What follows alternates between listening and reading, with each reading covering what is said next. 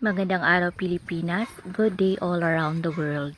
Well, today's video, katatapos ko lang i-harvest yung ginawa ko, tinanim ko na munggo seed para gawin siyang tauge. Although it's only 1 week when I plant it in the basin, yung old basin na hindi na namin ginagamit. So, I put a little bit of soil and then nilagay ko lang yung munggo seed and then tinakpan ko for 1 week.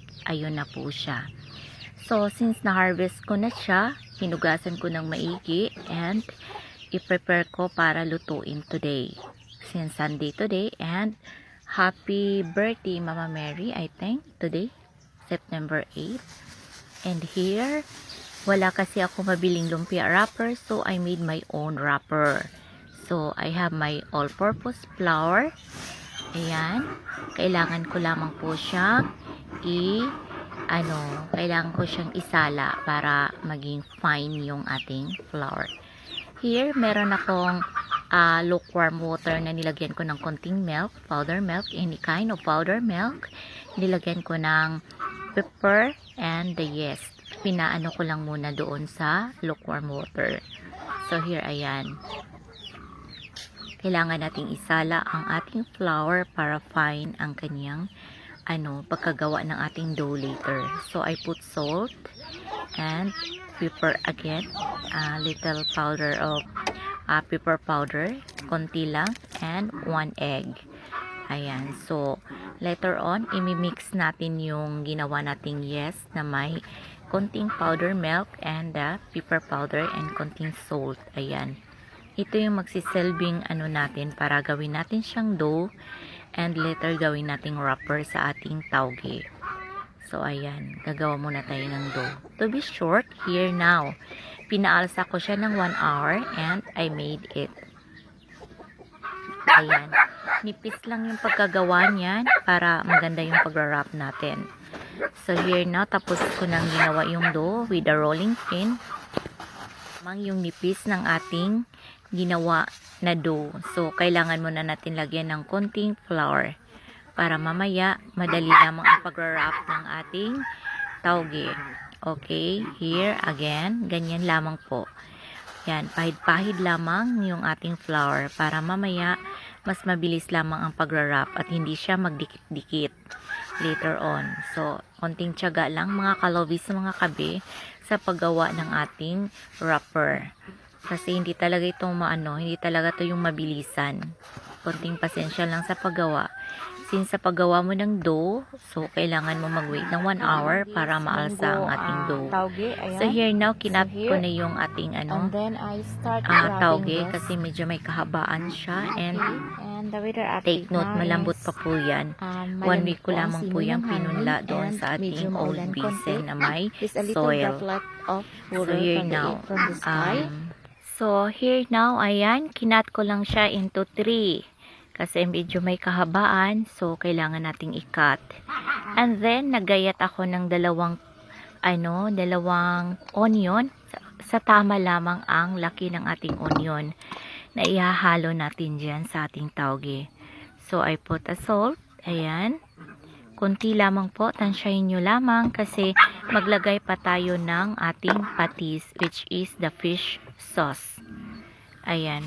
So, I put also a little powder of pepper. Ayan. Kasi, yung pepper powder talaga, yun talaga yung nagpapalasa at nagpapabango ng ating food. Okay, here now, ilagay ko na ang ating patis. Ayan.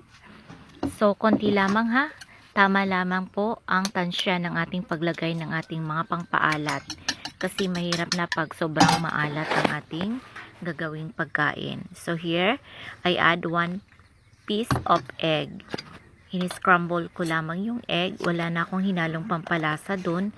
So, ihahalo lamang natin sa ating tauge. And, since nawala akong yung ground pork, so, bumili lamang ako ng sa dilata na, yung sa lata na giniling. Pork giniling sa lata. Ayan. Lagyan natin ng konting sugar.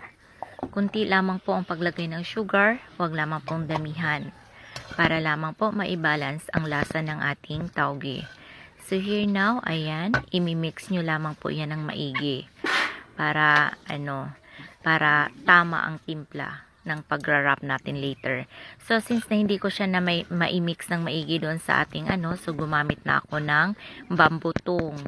Kasi bumili ako ng set ng bamboo kasi mas maganda gamitin ang bamboo. Ayan. Okay, i-mix lamang natin ng maayos po. So here now, nagra-wrap na ako. So para mas mabilis kasi hindi naman natin kayang gawin mag-wrap na hindi tayo magkakamay. So ayan, kailangan nating mahugas ng maigi ng ating mga kamay bago tayo hahawak sa food na ating ira-wrap. Ayan, ganun lamang po kasimple. So yan, yung tamang nipis ng ating dough, ganyan ang kinalabasan niya. Ayan, pwede nyo yung pisil-pisilin or kahit anong gawin nyo po para magdi-design po ang inyong pag-wrap or what else you want. Ayan, at gagamit din ako later ng tinidor pang pa-design. Ayan, ganun lamang po ang pag-wrap. Konting pasensya lamang po kasi matrabaho talaga ang food na ito. So ayan, okay. And then, here, ayan yung tinidor. Iganyan nyo lamang po para magkaroon lamang ng design both side. Ayan. Okay, I hope na makuha nyo to ng konting tips paano magluluto.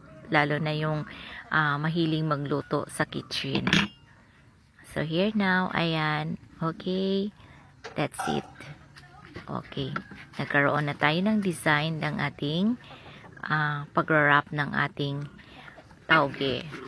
Okay, another one.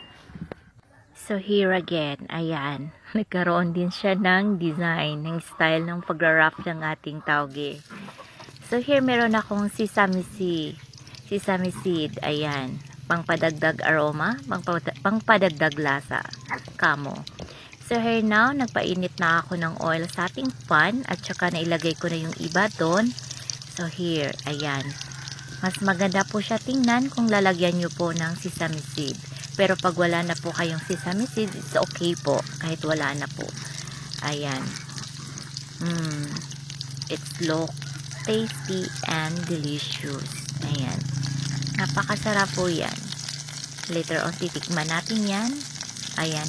And by the way, mga kalobis, mga kabe, kung gusto nyong gumawa ng sausawan dito, pwede nyong isawsaw sa vinegar na may mga spices or hot sauce or even ketchup. Pwede na.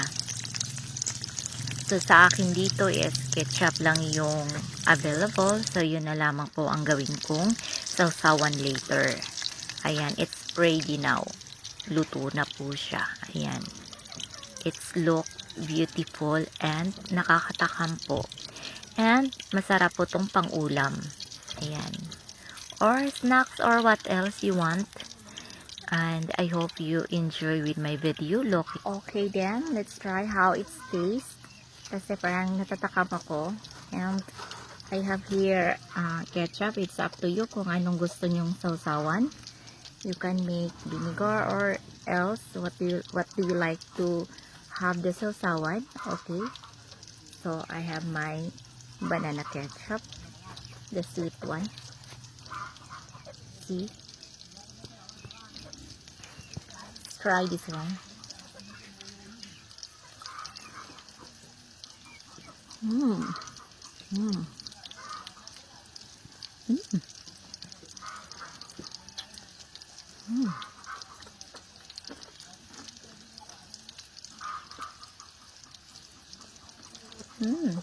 Napaka-yummy and you can try to cook it at home. By the way, mga kalobis, mga kabe, thank you for watching with my video. I hope na may nakuha kayong konting dito, konting lesson na paano magluto ng tauge, yung munggo tauge. So you can try to cook it at home. That's what I said, and thank you for watching.